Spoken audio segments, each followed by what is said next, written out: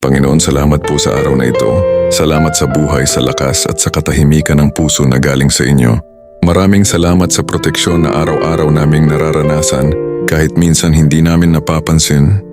Ramdam namin na nariyan ka. Lord, sa bawat oras na napagod kami, Ikaw ang nagbigay ng lakas para magpatuloy.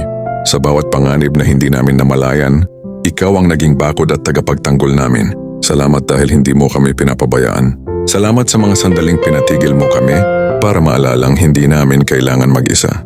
Ngayon, hinihiling namin, patuloy mo kaming gabayan sa bawat hakbang, pangunahan mo ang isip namin at palakasin ang puso namin para lagi naming piliin ang tamang daan. Lord, salamat sa proteksyon, salamat sa kalakasan, at salamat dahil sa bawat laban. Ikaw ang una naming kasama at huli naming sandigan. Patuloy mo kaming ilayo sa kapahamakan at punuin ng liwanag ang landas na tatahakin namin. Sa pangalan ni Jesus, Amen.